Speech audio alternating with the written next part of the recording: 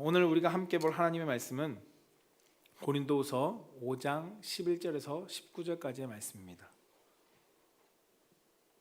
고린도후서 5장 11절에서 19절까지의 말씀입니다.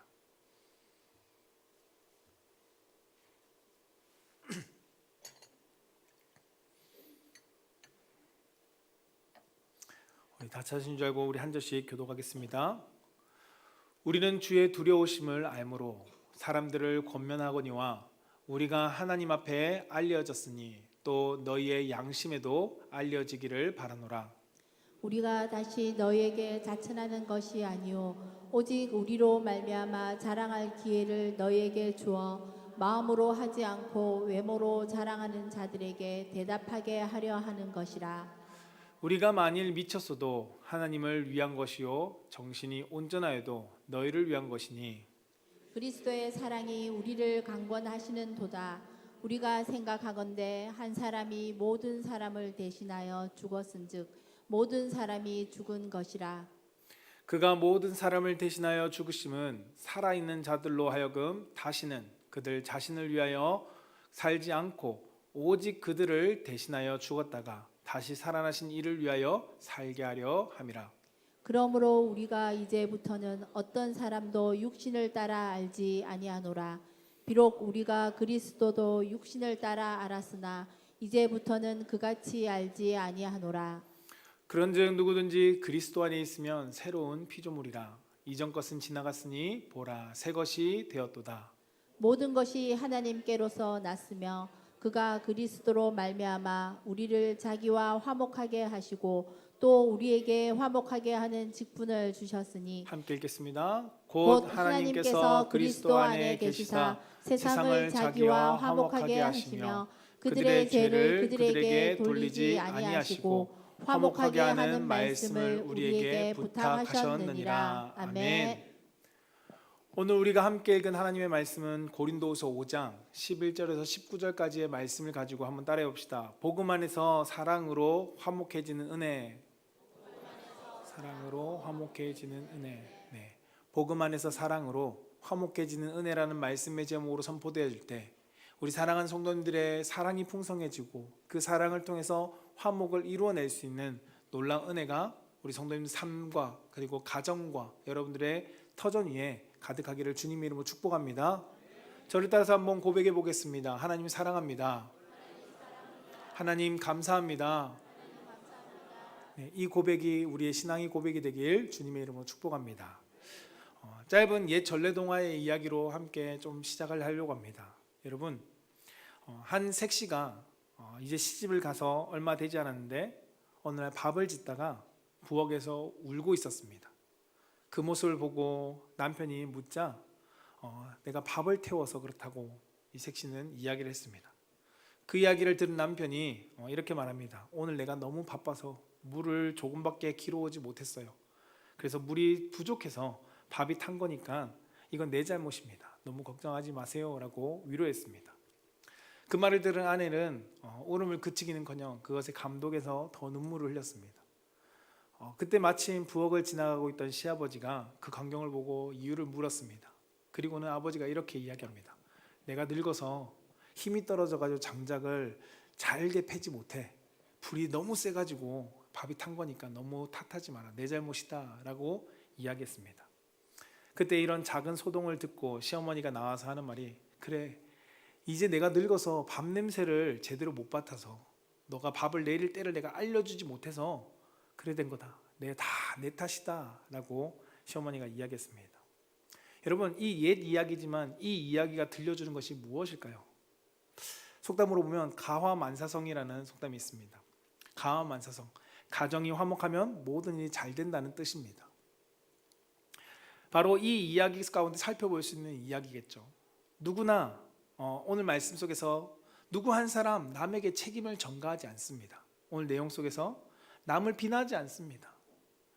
오히려 자기가 잘못했다라고 이야기하고 심지어 자신이 그것을 감당하면서 책임을 떠안으려고 하는 이 모습이 오히려 상대에게 위로를 주는 것을 우리 전래 동화 속에서도 발견할 수 있습니다. 이러한 모습이 통해서 그 가정 가운데 찾아온 것이 무엇이었을까요? 화목이 찾아왔습니다. 화목한 가운데 이 모든 일은 잘 풀려나갑니다. 가만사성이라는 이 말처럼 우리가 화목해지면 모든 일을 잘 풀어갈 수 있습니다. 사랑하는 성도 여러분, 세상에서도 이렇게 이야기하는데 우리는 하물며 우리 안에 성령님이 함께 계십니다. 성령님과 동거하고 있는 존재가 우리입니다. 성령님께서 우리 마음 가운데 행하시는 일들이 무엇일까요? 서로 이해하게 하고 서로 돕게 하고 위로하고 격려하고 이러한 일들을 통해서 더욱더 화목하게 만들어 가시는 분이 성령님이십니다. 그러므로 우리 성도들이 성령님의 인도하심과 그리고 그분의 감동과 감화 속에 우리가 순종하며 살아간다면 가와 만사성과 같은 서로 위로하고 서로 격려하고 서로 함께함으로써 화목한 가정을 이루는 것은 결코 어려운 일이 아닙니다. 그러한 공동체를 이루어가고 그 공동체는 분명히 화목함으로 인해서 모든 일 가운데 선하게 좋은 일들을 만들어낼 것입니다. 그런데 오늘 본문 말씀 속에 등장하는 고린도 교회는 교회이지만 오늘 내용과는 조금 다른 모습을 보여줍니다. 그들 가운데는 분쟁이 있었고 다툼이 있었습니다. 갈등이 있었고 서로 상처 주는 말들과 아픔이 있었습니다. 한마디로 화목하지 못한 공동체의 모습을 보여줍니다. 고린도 교회 가운데 가장 큰 문제를 뭐였냐라고 지적한다면 그들 가운데 거짓 선지자가 교회에 들어와 바울의 복음을 왜곡하고 바울의 사역을 왜곡하면서 교회 가운데 이간질과 분란을 일으켰습니다. 그러면서 성도들이 혼란과 서로 간에 남을 탓하는 분쟁이 일어나게 되었습니다. 거짓 선지자들은 왜곡된 율법을 가지고 자신들의 거룩함을 자랑하면서 성도들을 속이고 유혹했습니다. 바울은 이들의 말에 이들의 모습 가운데 바울은 대변합니다. 바울의 삶은 자신의 삶은 오직 복음을 위해서 살았다고. 복음을 위해서 살았던 바울의 삶, 그 삶을 성도들 가운데 이야기하고 그것을 증언하는 내용 그리고 변증하는 내용이 고린도 후서입니다. 바울은 자신의 사역 가운데 결코 자신의 유익을 위해서 내 이익을 위해서 살아간 적이 단 한 번도 없습니다. 그 사도행전에 그것을 기록하고 있습니다. 그는 오직 하나님의 영광을 위해서 그리고 자신의 전생을 드렸고 교회와 성도들을 위해서 어떠한 거짓말이나 모함에 흔들리지 않고 오직 복음을 향한 길로 나아갔습니다. 그것이 13절의 말씀 가운데 나오고 있습니다. 그렇다면 사도 바울은 왜 이처럼 거센 오해와 모함 속에서 왜 고린도 교회를 향하여 물러서지 않았을까요? 나 같으면 포기할 텐데 왜 바울은 포기하지 않았을까? 왜 끝까지 그 고린도 교회를 놓고 씨름했을까? 그 이유를 오늘 설교 제목 가운데 따온 것처럼 오늘 본문의 핵심인 14절에서 이야기해주고 있습니다. 14절 말씀을 같이 한번 읽어볼까요? 시작. 그리스도의 사랑이 우리를 강권하시는도다. 우리가 생각하건대 한 사람이 모든 사람을 대신하여 죽었은즉 모든 사람이 죽은 것이라. 아멘. 여러분, 바울이 자신을 위해서 살지 않았습니다. 고린도 교회를 포함한 모든 교회와 성도들을 위해서 살았던 이유는 바로 그리스도의 사랑이 그를 강권했다는 겁니다. 그리스도의 사랑이 그를 끌고 갔다라고 권했다라고 말씀하고 있습니다. 예수 그리스도께서 고린도 교회 성도들뿐만 아니라 모든 인류를 위해서 십자가를 지시고 사랑하셨습니다. 그 사랑이 바울을 붙들었고 바울이 경험한 그 사랑이 물일 듯 몰아가듯 그를 끌고 감으로써 그는 고린도 교회를 위해서 포기하지 않았다는 겁니다. 더 이상 자신을 위해 살지 않았습니다. 그리스도가 살아가신 것처럼 그리스도가 나를 사랑한 것처럼 그 사랑으로 나도 고린도 교회를 포기할 수 없다라고 말하고 있는 것입니다. 그래서 바울은 고린도전서에 이렇게 고백합니다. 고린도전서 9장 16절 같이 한번 읽어볼까요? 시작. 내가 복음을 전할지라도 자랑할 것이 없음은 내가 부득불 할 일임이라. 만일 복음을 전하지 아니하면 내게 화가 있을 것이로다. 아멘. 바울은 자신의 이 일이 부득불 해야 될 일이다. 내가 해야 될 사명이다 라고 말하고 있습니다. 왜요? 그리스도의 사랑으로 내가 복음을 통해서 하나님이 이루고자 하는 일이 이것이기 때문에 교회를 건강히 세우고 복음으로 세우는 일이 하나님께서 이루실 일이기 때문에 나는 부득불 이것이 나의 할 일임을 사명을 가지고 나아간다라고 고백합니다.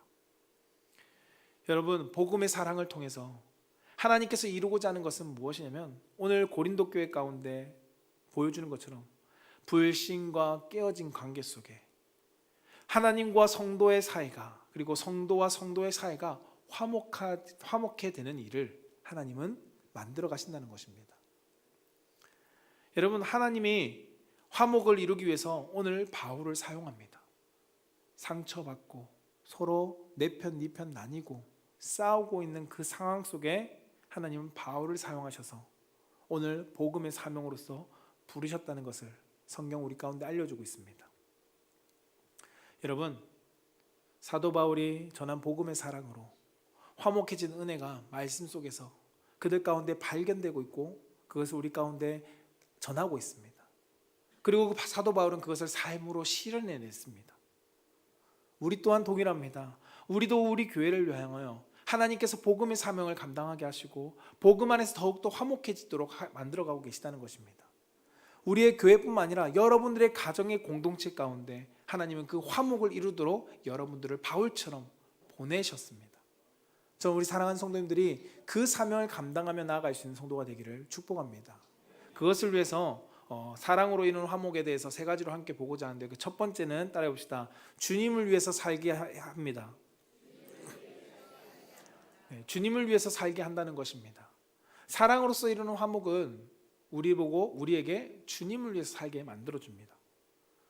사도 바울이 오늘 본문에서 복음의 사랑이 우리의 삶의 방향을 바꿔놓는 것을 설명해 주고 있습니다.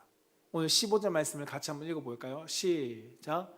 그가 모든 사람을 대신하여 죽으심은 살아있는 자들로 하여금 다시는 그들 자신을 위하여 살지 않고 오직 그들을 대신하여 죽었다가 다시 살아나신 이를 위하여 살게 하려 함이라. 아멘. 여러분, 앞서 14절의 내용의 핵심이 뭐라고요? 그리스도의 사랑이 우리를 강건하게 했다. 그리스도 사랑이 우리를 강압적으로 끌고 갔다라는 이 표현이 무엇을 가리키는 것일까요? 바로 십자가의 사랑을 가리키고 있습니다. 십자가의 사랑을 통해서 우리는 그 사랑 안에 화목하게 되었고 은혜를 누리게 되었습니다. 복음으로 이 땅 가운데 오신 예수님께서 나를 위해서 이루신 사랑, 그것이 십자가의 사랑입니다. 이것은 단순히 감동적인 표현으로 사용된 것이 아닙니다. 우리의 삶의 방향을 결정하는 핵심의 내용입니다. 그래서 바울은 갈라디아서를 통해서 이렇게 고백하고 있는데요. 갈라디아서 2장 20절 후반부 말씀을 함께 읽어보겠습니다. 후반부 말씀요. 잠깐만요. 후반부. 네, 시작. 이제 내가 육체 가운데 사는 것은 나를 사랑하사 나를 위하여 자기 자신을 버리신 하나님의 아들을 믿는 믿음 안에서 사는 것이라. 아멘. 그리고 이제 내가 육체 가운데 사는 것은 나를 사랑하사 나를 위하여 자기 자신을 버리신 하나님의 아들을 믿는 믿음 안에서 산다. 복음으로 이 땅 가운데 오신 예수님을 통해서 우리는 사랑을 받았습니다. 그리고 그 사랑으로 인해서 나를 위해서가 아닌 그리스도 안에서 우리가 살아갈 수 있게 되었다라고 성경은 말하고 있습니다. 한마디로 말하면 그리스도와 연합된 삶을 살아가는 것이 이 복음을 통한 완성임을 성경 우리 가운데 가르쳐 줍니다. 바울은 이것을 로마서에서 좀 더 쉽게 표현하고 있는데요. 로마서 5장 10절은 이렇게 기록합니다. 같이 한번 읽어봅시다. 시작. 곧 우리가 원수 되었을 때 그의 아들의 죽으심으로 말미암아 하나님과 화목하게 되었은즉 화목하게 된 자로서는 더욱 그의 살아나심으로 말미암아 구원을 받을 것이니라. 아멘. 우리는 죄 가운데 분명히 하나님과 원수였습니다. 죄로 인해서 하나님과 관계가 단절되었습니다. 그러나 복음으로 오신 예수님, 그분이 우리를 위해서 죽기까지 사랑하심으로써 어떻게 행하셨냐면 하나님과 우리의 원수의 관계가 화목하게 되도록 만들어 주셨습니다. 이 화목의 은혜를 진정으로 경험한 성도는 더 이상 자신을 위해 살아갈 수 없다는 겁니다. 하나님의 화목의 은혜를 경험했기 때문에 더 이상 나를 위해 살아갈 수 없습니다. 그래서 다시는 그들 자신을 위해서 살지 않았다라고 고린도서를 통해서 말씀하고 있는 거죠. 사랑의 은혜를 경험한 성도는 삶의 주인이 바뀝니다. 삶의 목적이 바뀝니다. 나를 위한 삶이 아니라 주님을 위해, 나를 이 사랑 가운데 인도해 주신 주님을 위해 살아가게 됩니다. 사도 바울은 자신의 삶이 결코 자신을 위해서 살아가는 삶이 아님을 그는 고백합니다. 사도행전은 그 이야기를 담고 있습니다. 복음행전이지만 그 사도행전의 많은 부분을 차지하고 있는 사도 바울이 그를 위해서 살아간 삶을 나타내고 있지 않습니다. 다 주와 복음을 위해서 살아간 모습을 보여줍니다. 그는 복음 안에서 직분을 받았고 곧 화목을 위한 사명을 감당하면서 그의 생을 마치기까지 달려나갔습니다. 결코 그의 삶을 아끼지 않았습니다. 사랑하는 성도 여러분, 세상은 많은 사람들은 누구를 위해 살아갈까요? 자신을 위해서 살아갑니다. 많은 사람들은 나를 위해서 살아갑니다. 나의 안위와 나의 편안함과 나의 만족을 위해서 사람들은 세상을 살아갑니다. 그런데 안타까운 것은 심지어 교회에서도 그러한 서비스를 받기를 원하는 사람들이 종종 있습니다.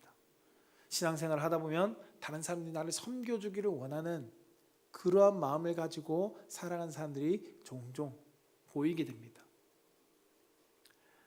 여러분, 그러나 진짜 복음을 들었다면, 진짜 복음을 받았다면, 진짜 복음을 믿고 진짜 복음 안에 뿌리를 내렸다면 그 성도는 다릅니다. 그 성도는 주님을 위해서 살아갑니다. 화목을 위해서 살아간다는 것입니다. 복음 안에서 맺어지는 사랑을 통해 화목의 열매를 맺습니다. 주님을 위해서, 그것을 위해서 기꺼이 고난도 감수합니다. 바울의 삶은 그렇게 고백하고 있습니다. 고린도후서 12장 10절에 이렇게 기록하는데요. 그러므로 내가 그리스도를 위하여 약한 것들과 능욕과 궁핍과 박해와 공고를 기뻐하노니 이는 내가 약한 그때에 강하여짐이라 라고 말씀합니다. 여러분, 사랑 안에서 이룬 화목은 누구를 위해서요? 주님을 위해서. 어떤 삶도요? 능욕받는 삶, 궁핍한 삶, 박해받는 삶, 공고한 삶도 기꺼이 감수한다는 것입니다. 여러분, 세상 사람들은 이러한 삶을 살아가는 사람을 향해 뭐라고 말하냐면, 이해하지 못하면서 이렇게 이야기합니다. 나 하나도 살기 힘든데 왜 굳이 손해를 보면서 살아갑니까? 나 하나 건실하기도 힘든데 굳이 왜 그렇게 박해받고 사람들의 손가락질 받고 왜 그렇게 어렵게 살아갑니까? 어려운 길을 왜 가십니까? 라고 이야기합니다. 그러나 바울이 이러한 길을 갈 수 있었고 믿음의 선배들이 이러한 길을 갈 수 있었던 이유는 무엇일까요? 복음 안에서 사랑을 경험했기 때문입니다. 그리스도와 연합된 화목을 이룬 성도는 기꺼이 채찍을 맞습니다. 감옥에 갇히는 것을 감수합니다. 그리고 손해보는 것도 기꺼이 기뻐합니다. 여러분, 이것은 단순하게 우리의 감정적으로 일어나는 결심의 문제가 아닙니다.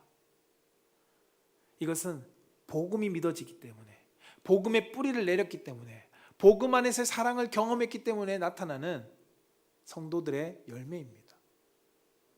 사랑하는 성도 여러분, 많은 사람들은 예수님을 안다고 말합니다. 압니다. 그러나 예수님을 믿는다고 말하고 고백하는 사람도 많지만 우리는 분명 구원을 받은 사람으로서 살아가고 있는지 다시 한번 질문해 봐야 합니다. 단순히 알고 믿는 것으로 천국 가는 것만 목표로 살아가는 것은 성도의 삶이 아닙니다. 복음 안에서 우리는 자라날 수 있어야 합니다. 성경은 우리에게 경주자라고 표현합니다. 자라는 과정 속에 있는 성도입니다. 그렇기 때문에 성장통도 겪고요. 그 다음에 달리는 과정 속에 피로함이나 그 고통도 함께 겪습니다. 그러나 이 모든 것은 무엇 때문에? 목표가 분명하기 때문에 반드시 거쳐야 될 과정입니다. 그 목표를 통해서 우리 가운데 부어주신 은혜를 향해 나아가는 과정에 당하는 당연한 절차라는 것입니다. 그래서 바울은 빌립보서에서 이렇게 표현하고 있습니다. 같이 한번 읽어볼까요? 빌립보서 1장 29절 시작. 그리스도를 위하여 너희에게 은혜를 주신 것은 다만 그를 믿을 뿐 아니라 또한 그를 위하여 고난도 받게 하려 하심이라. 아멘. 뭐라고요? 그리스도를 위하여 너희에게 은혜를 주신 것은 그를 믿을 뿐 아니라 그를 위하여 고난도 받게 하려 합니다. 그를 위해서 고난도 받게 하려고 우리 가운데 은혜를 주셨다는 것입니다. 사랑하는 성도 여러분, 예수님을 위해 비아냥도 기꺼이 한번 받아봅시다. 예수님을 위해서 손해도 한 번쯤 감수해 보십시오. 주님을 위해서 불편하고 때로는 하기 싫은 일도 우리가 기쁘게 감당해 봅시다. 그것이 주님의 은혜 속에 살아가는 성도의 모습입니다. 나를 사랑하셔서 구원해 주신 그 주님을 위해서 기꺼이 힘든 길이지만, 불편한 길이지만, 하기 싫은 일일 수도 있겠지만, 그러나 그것을 기쁘게 감당하는 이유는 내 삶에 그리스도의 사랑이, 그리스도의 복음의 능력이, 그리스도의 은혜가 넘쳐나기 때문에 그 삶을 주를 위해서 살아갈 수 있게 인도해 간다는 것입니다. 저는 우리 사랑하는 성도님들이 이 은혜의 삶을 누리는 성도가 되기를 축복합니다. 두 번째, 사랑으로 이룬 화목은 따라해 봅시다. 새롭게 변화된 삶을 살게 합니다. 네, 새롭게 변화된 삶을 살아가게 합니다. 복음 안에서 화목을 이룬 사람에게는 반드시 그 열매가 나타나는데요, 그것을 오늘 17절에서 말씀하고 있습니다. 같이 한번 읽어볼까요? 시작. 그런즉 누구든지 그리스도 안에 있으면 새로운 피조물이라. 이전 것은 지나갔으니 보라 새 것이 되었도다. 아멘. 아멘. 새롭게 변화되었다라고 말씀합니다. 새로운 삶의 시작이 되었다는 겁니다. 여러분, 무엇을 더 잘해보겠다라는 결심이 아닙니다. 2025년 그래 내가 잘 못했으니까 2026년은 조금 더 착하게 살아봐야지 라는 그 정도의 결단이 아니라는 겁니다. 본문의 흐름을 보면 그 출발점을 분명히 하고 있는데요, 14절에 뭐라고요? 나의 죽음을 인정하는 것으로부터 시작됩니다. 내가 죽는 것으로 시작된다는 겁니다. 내가 죽었다는 사실을 인정할 때 그리스도의 사랑이 우리를 붙들고 우리의 삶을 새롭게 변화시켜서 시작하게 합니다. 17절에 그래서 누구든지 그리스도 안에 있으면 옛 피조물이 아니라 새 피조물이라고 성경은 말씀합니다. 마치 여러분, 애벌레가 나무를 기어다니다가 그 애벌레의 삶을 끝낼 때 그는 번데기가 됩니다. 번데기가 된 후에 번데기의 껍질을 벗고 나오는 것은 애벌레의 모습이 아닙니다. 나비라는 날개를 달고 하늘을 날 수 있는 새로운 모습으로 변화되어 나옵니다. 여러분, 내 육신의 삶의 끝을 우리가 인정할 때 내 안에 계신 예수 그리스도로 말미암아 우리는 새로운 피조물로 살아가게 된다는 것입니다. 이 변화의 중심에는 그리스도의 복음이 있습니다. 그리고 곧 십자가의 사랑이 있습니다. 바울은 그래서 갈라디아서 2장 20절 전반부의 말씀을 가지고 이렇게 고백합니다. 같이 한번 읽어볼까요? 시작. 내가 그리스도와 함께 십자가에 못 박혔나니 그런즉 이제는 내가 사는 것이 아니요 오직 내 안에 그리스도께서 사시는 것이라. 아멘. 내가 그리스도와 함께 십자가에 못 박혔다. 그리고 이제는 뭐라고요? 내가 사는 것이 아닙니다. 오직 내 안에 그리스도가 사는 것입니다 라고 고백합니다. 여러분, 이제는 더 이상 육신의 욕심대로 살아가지 않습니다. 육신의 불판과 불만과 원망과 내 마음에 들지 않는 그런 것들로 살아가지 않는다는 것입니다. 육신에 끌려 살아가는 삶이 아니라는 것입니다. 누구로 살아간다고요? 내 안에 그리스도께서 산다. 내 안에 그리스도께서 살아가게 하신다. 복음이 나를 이끌고 살아가게 만든다라고 성경은 우리 가운데 가르쳐 줍니다. 사랑하는 성도 여러분, 이 변화가 얼마나 실질적인지 아십니까? 이 변화는 단순하게 사랑해야 되나 보다, 사랑합니다 라고 말하는 그 정도가 아닙니다. 이 변화는 미웠던 사람이 이상하게도 미워지지 않는 변화입니다. 그동안 손해보기 싫어서 내가 꾹 움켜쥐고 있던 이 손이 나도 모르게 내려놓아지는 변화입니다. 사랑으로서 새롭게 변화된 삶에는 원수가 용서하는 대상으로 보이고 더 나아가서는 불쌍히 여겨지고 심지어 그를 사랑하기까지 된다는 겁니다. 단 하나도 손해보기 싫은 것이 사람인데 양보하게 되고요, 나눔이 없었던 사람이 이유 없이 나누고 싶어지고요, 기꺼이 그것을 양보하며 나누며 자신이 손해보는 삶, 그것이 내 삶이 새롭게 변화된 삶입니다. 여러분, 이렇게 되면 세상 사람들은 말하겠죠. 뭐라고요? 저 사람 이제 죽을 때 됐나 보다. 죽을 때가 돼서 저렇게 다 나눠주는구나. 네. 그러나 성경은 뭐라고 얘기하냐면 죽을 때가 된 게 아니라 죽었다는 겁니다. 그리스도 안에서 이제 죽고 새로운 사람이 되었구나. 새 피조물이 되었구나. 사랑하는 성도 여러분, 우리는 분명히 이전까지 세상 사람들과 비슷하게 살았을 것입니다. 아마도 저를 포함한 많은 사람들은 세상 사람과 결을 비슷하게 했겠죠.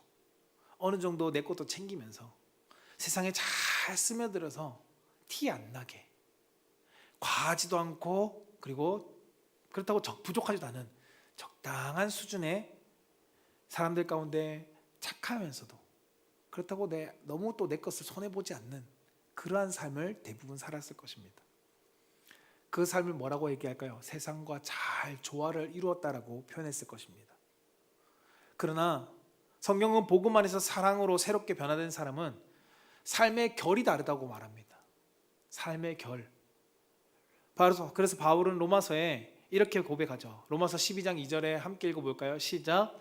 너희는 이 세대를 본받지 말고 오직 마음을 새롭게 함으로 변화를 받아 하나님의 선하시고 기뻐하시고 온전하신 뜻이 무엇인지 분별하도록 하라. 아멘. 전제 조건이 세대를 본받지 말라는 겁니다. 세상과 결을 같이 하지 말라고 성경은 말씀합니다. 오직 마음을 새롭게 함으로 변화를 받아서 어떻게 되고요? 하나님의 선하시고 기뻐하시고 온전한 뜻이 무엇인지 분별하라. 여러분, 여기서 분별하라라는 이 단어는, 이 원어는 도키마조라는 단어인데 다르게 말하면 입증해라는 겁니다. 당신이 그것을 증거로 내세우라는 겁니다. 그래서 하나님의 뜻이 선하고 기뻐하시고 온전하신 뜻이라는 것을 너의 삶으로 드러내라라고 말하는 것입니다.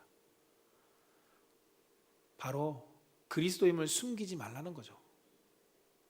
더 이상 그리스도이라는 것을 숨겨 살지 마십시오. 하나님이 기뻐하시는 일을 위해서, 하나님이 선하게 여기시는 일을 위해서, 하나님의 온전하신 뜻을 위해서 그리스도의 삶을 드러내며 살아가십시오 라고 권면하는 것입니다. 여러분, 이 그리스도인의 삶을 드러내며 살아가는 것이 무엇일까요? 용서고요, 사랑이고요, 화해고요, 섬김이고요, 긍휼이고요, 자비이고 인내입니다. 여러분이 하나님의 자녀 가운데 나타나는 이 성품들, 하나님의 백성됨을 드러나는 성품들, 이 삶을 우리 보고 살아내라는 것입니다. 사랑하는 성도 여러분, 사람들이 여러분을 보면 뭐라고 합니까? 저 사람은 예수 믿는 사람이야 라는 말을 듣는다면 여러분은 그리스도의 사랑 안에서 은혜를 누리며 살아가고 있는 삶입니다. 더 정확히는 내 감정과 내 생각대로 행동하는 것이 아니라는 겁니다. 내 안에 계신 예수님이 주시는 마음으로, 그 주시는 말씀으로, 그 주시는 생각으로 우리는 행동할 수 있어야 합니다. 저도 넘어집니다. 분명히 화가 나면 화를 낼 때도 있고요, 욕이 나올 때도 있습니다. 그러나 내 마음 가운데 성령님이 분을 내게 하는 마음 속에 용서하라는 마음을 주실 때 그 용서를 선택하는 것, 그것이 변화된 예수의 삶입니다. 화를 낼 수 있죠. 화가 나는데요. 근데 예수님께서 우리에게 용서해라 라는 마음을 주실 때 그 용서를 붙잡는 것이 변화된 삶을 살아가는 겁니다. 여러분, 손해보기 싫죠? 내 거 손해보기 싫은데요.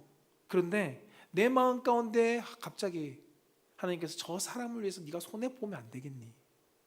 라는 마음을 주실 때 내 이익을 포기하며 살아가는 것, 그것이 예수로 사는 삶이라는 겁니다. 여러분, 예수님이 우리 가운데 날마다 말씀하십니다. 새롭게 변화된 삶, 그 삶을 살아가는 우리 성도들 가운데 분명히 선하게 그리스도의 뜻 가운데 말씀해 주시고 알게 하실 때 우리가 그것을 선택하며 그 삶을 바라보며 그 삶을 향해서 새로운 삶을 한 걸음 한 걸음 내디디며 주님과 동행하는 성도가 되기를 주님의 이름으로 축복합니다. 세 번째, 사랑으로 이루는 화목의 세 번째는 따라해봅시다. 예수님처럼 화목의 사명을 감당하게 하십니다. 네, 예수님처럼 화목의 사명을 감당하게 한다는 것입니다. 오늘 본문 말씀에 복음 안에서 화목을 경험한 사람에게 하나님께서 맡기시는 사명이 있음을 알려주고 있습니다. 18절 19절 말씀 같이 18절 말씀만 한번 같이 읽어볼까요? 시작. 모든 것이 하나님께로서 났으며 그가 그리스도로 말미암아 우리를 자기와 화목하게 하시고 또 우리에게 화목하게 하는 직분을 주셨으니 아멘. 아멘. 뭐라고요? 모든 것이 하나님께로 났다. 그리고 그리스도로 말미암아 우리가 화목하게 되었다는 겁니다. 여기까지는 앞에 말씀과 동일하죠. 근데 우리에게 하나의 직분을 주셨다라고 성경은 말씀합니다. 하나님께서 이 직분은 단순하게 화목하게 우리가 화목을 누리는 요소로서 주신 것이 아닙니다. 성도와 성도가 그리고 하나님과 내가 단순하게 화목해지는 관계를 뛰어넘는 더 성숙한 차원에서의 요청을 하는 장면이 바로 이 말씀입니다. 이것은 무엇이냐면 이제는 하나님과 다른 사람이 그리고 성도와 성도를 위해서 내가 화목하도록 하라는 것입니다. 그 화목에 만들어갈 수 있도록 그 직분의 사명을 감당하라는 것입니다. 이 직분이라는 단어는 디아코니아라는 단어입니다. 디아코니아는 봉사고 섬김을 의미합니다. 하나님과 나의 관계 속에 회복을 위해서 화목을 위해서 내가 섬기는 것이 아니라 하나님과 다른 지체 그리고 다른 지체와 다른 지체가 화목할 수 있도록 나보고 봉사하고 섬기라는 것이죠. 예수님께서 십자가의 사랑으로 이 섬김을 행하셨습니다. 예수님께서 십자가에서 이 사랑, 이 섬김으로 화목을 우리 가운데 선물로 주셨습니다. 예수님께서 행하신 것은 그분이 섬김으로 그분이 십자가에서 희생하심으로써 하나님과 나의 관계를 화목해 주셨습니다. 그리고 예수님께서는 이 땅 가운데 오셔서 상처받은 지체들과 다른 아픈 영혼들을 서로 교회라는 하나님의 몸된 교회라는 공동체로 화목을 이루도록 해주셨습니다. 여러분, 그 예수님이 이제는 우리에게 그 사명을 인계해 주셨습니다. 이 사명은 특별한 사람에게만 주신 것이 아닙니다. 하나님의 자녀가 된 사람이라면 모두에게 주신 부르심입니다. 그래서 예수님께서는 마태복음 5장 9절에 이렇게 말씀하죠. 같이 한번 읽어볼까요? 마태복음 5장 9절 시작. 화평하게 하는 자는 복이 있나니 그들이 하나님의 아들이라 일컬음을 받을 것이니요. 아멘. 뭐라고요? 화평하게 하는 자는 누구라고요? 하나님의 아들이라는 겁니다. 하나님의 아들은 이 사명을 가졌습니다. 화평하게 하는 자. 화평을 화목하게 만드는 일을 우리 가운데 사명으로 주었다는 겁니다. 여러분, 여기서 하나님의 자녀가 아닌 분이 계십니까? 모두가 하나님의 자녀라고 믿을 것입니다. 그러면 우리에게 주어졌습니다. 무엇이요? 화평하게 해야 된다는 사명을. 화목하게 하는 사명을 감당하려면 여러분, 변화가 필요합니다. 앞선 대지에서 말씀을 드렸던 것처럼 나 한 사람의 변화가 지금까지였다면 이제 이 화목의 사명을 공동체 가운데 바꾸기 위해서는 문화를 바꿔야 합니다. 분명한 변화가 요구됩니다. 지금까지 했던 모습이 아닙니다. 다른 것을 행해야 됩니다. 불편할 수 있습니다. 그러나 고린도 교회 가운데 4편, 2편 나누던 그들의 가운데 사도 바울은 변화가 필요해서 복음을 그들 가운데 말씀을 가르칩니다. 사랑하라고.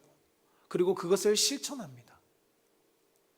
서로 존중하지 못하고 깎아내리던 그 문화 속에서 사랑하고 포용하고 그리고 위로하는 문화로 바꾸어 갑니다. 여러분, 불만과 분쟁으로 가득했던 고린도 교회 상황 속에서 그 공동체 가운데 용납하라고 말합니다. 인내하라고 가르치고 화목하라고 알려주고 그가 그것을 실천하며 보입니다. 여러분, 그러한 것을 통해서 변화가 만들어집니다. 이 변화를 위해서는 분명히 사명자들이 필요합니다. 사명자들의 앞선 모습을 통해서 그 변화가 만들어지는 것입니다. 더 많은 헌신을 요구합니다. 더 많은 깊은 섬김을 필요로 합니다. 성경은 분명히 말씀하죠. 이것은 단 한 사람으로 만들어지는 것이 아닙니다. 점화, 시작은 분명히 단 한 사람으로 시작될 수 있습니다. 그러나 한 사람의 열심만으로 만들어지는 것이 아닙니다.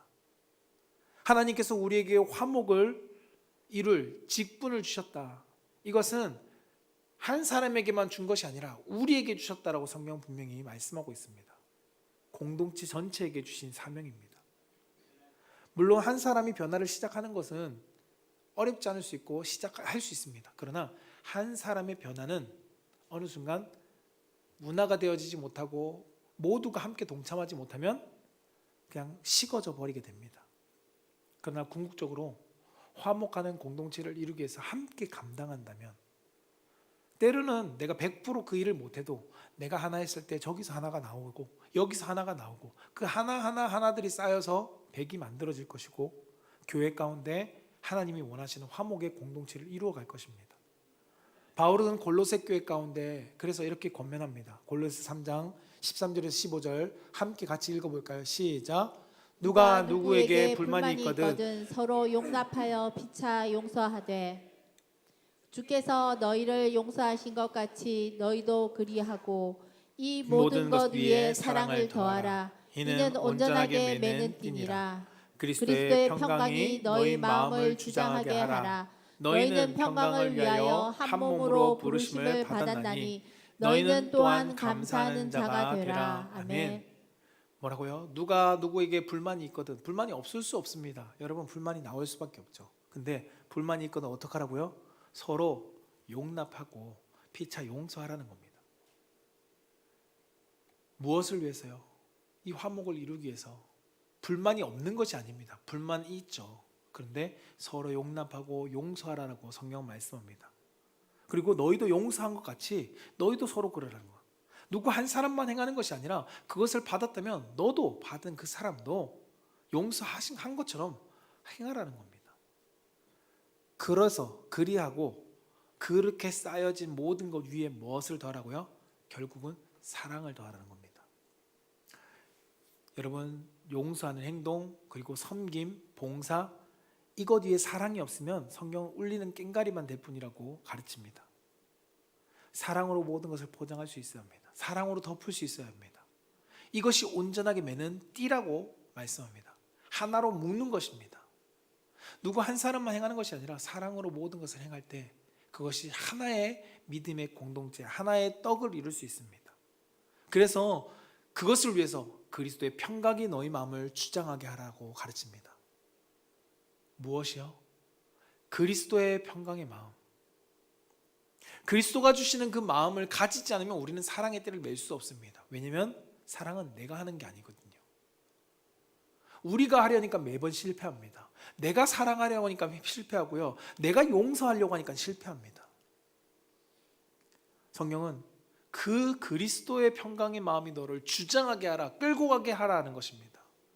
새롭게 변화되어서 그 그리스도의 마음이 우리를 이끌고 가게 하라라고 가르칩니다. 그러면 평강 위에 한 몸으로 부르심을 받은 우리가 감사하면서 한 공동체를 이루어갈 수 있다는 것입니다. 사랑하는 성도 여러분, 서론에서 나누었던 예와 전래 동화이지만 그것을 한번 다시금 기억해 보십시오. 그 가정의 화목은 분명히 남편 한 사람이 아내에게 위로하고자 했던 것으로 시작되긴 했습니다. 그러나 남편으로 끝나지 않았습니다. 시아버지와 시어머니 모두의 사랑 가운데 내려놓고 그들이 서로 내 탓이요, 내가 잘못했다, 나에게 모든 것을 그들이 탓할 때 그 가정은 화목을 이루었습니다. 그런데 반대로 세상은 어떤가요? 남 탓하기 바쁩니다. 정치도, 사회도, 그리고 사람과의 관계도 서로 책임을 떠넘기고 깎아내리기에 바쁜 것이 세상이고 사회입니다. 그럴 수밖에 없겠죠. 왜냐하면 세상은 내가 부족하다고 말하는 순간 기다렸다는 것처럼 약점을 잡고 공격하기 때문입니다. 그런데 여러분 이곳에 세상에 사회로 있는 것이 아닙니다. 사회 모임으로 모여 있는 것이 아닙니다. 여기는 그리스도의 몸된 교회, 공동체로 모여 있습니다. 교회는 여러분 정치판이 아닙니다. 세상과 방식을 같이 하는 곳이 아니라는 것입니다. 교회는 그리스도의 몸이기 때문에 그리스도로 말미암아 화목을 누려야 되는 공동체입니다. 조금 부족해도 여러분 지체를 품어주십시오. 손발이 필요한 사람, 도움이 필요한 이들 가운데 내가 손이 되어주고 발이 되어주십시오. 여러분, 지적으로나 아니면 육체적으로나 어려움을 가진 지체, 그들이 보일 때 여러분 무시하지 마십시오.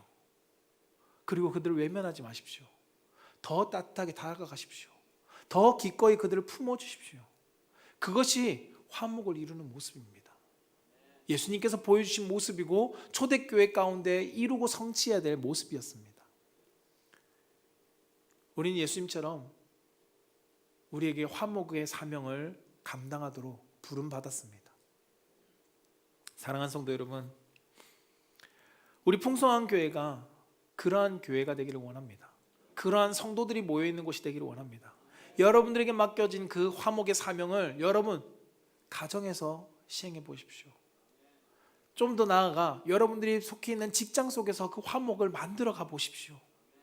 그리고 더 나아가 그 화목의 사람들이 함께 모여있는 이 믿음의 공동체를 통해서 우리가 어느 교회보다도 모든 교회가 그래야 되지만 그 교회들 속에서도 우리가 더욱더 화목한 교회로 만들어갈 수 있는 풍성한 교회가 되기를 소망합니다. 그래서 이 공동체를 통해 우리 공동체뿐만 아니라 사회가 화목해지고 나를 통해 내가 속해 있는 세상이 더욱더 화목함을 누릴 수 있도록 복음의 증거의 모습으로 나타낼 수 있는 성도가 되기를 주님의 이름으로 축복합니다. 말씀을 정리하고자 합니다. 여러분, 예수님께서는 복음으로 이 땅 가운데 오셨습니다. 그리고 복음의 완성을 사랑으로 보여주셨습니다. 그 사랑으로 하나님과 우리의 관계를 화목하게 해주셨고요, 그 사랑으로 성도와 성도의 관계가 화목하게 만들어 주셨습니다. 이제는 우리가 이 복음의 사명을 가지고 복음 안에서 예수 그리스도의 사랑을 가지고 화목을 만들어 가야 할 때입니다. 나를 위해서 살아가는 삶은 결코 화목을 이룰 수 없습니다. 세상은 끝내 화목이 이루어지지 않습니다. 왜냐하면 사단은 자신을 위해서 살아가라고 말하고 있거든요. 그러나 나를 사랑해 주시는 주님을 위해서 살아갈 때 화목은 시작됩니다. 좀 힘들 수 있죠. 나 혼자 발버둥 치는 것이 외로울 수 있습니다. 힘들고 어려울 수 있습니다. 그러나 내 힘으로 애쓰는 게 아니라 나를 새롭게 변화시켜 주신 예수 그리스도, 그분으로 살아갈 때 사랑의 열매인 화목이 맺혀질 것입니다. 그때 그 한 사람을 통해서 다른 사람의 화목의 열매가 맺어질 거고, 서로의 화목의 열매가 맺어짐으로써 사명을 감당할 때 이 공동체가 화목을 이루는 공동체, 더 나아가 화목을 만들어낸 사회 가운데 한 열매로서 천국의 모습을 나타낼 것입니다. 저는 2026년을 기대합니다. 누구를 기대할까요? 저를 기대하는 게 아닙니다. 이 말씀을 주셨고 이 사랑의 화목을 우리 2026년도 표처럼 그리스도인 복음으로 사랑의 열매를 맺는 것, 그 열매를 맺음으로써 교회가 더욱더 화목해지고 하나님의 기뻐하시는 믿음의 공동체로 세상을 바꾸어 나가는 일에 한 걸음 한 걸음 주님과 함께 할 것을 기대하기 때문입니다. 저는 그 일에 함께 동참하는 우리 풍성함께 성도가 되기를 주님의 이름으로 축복합니다.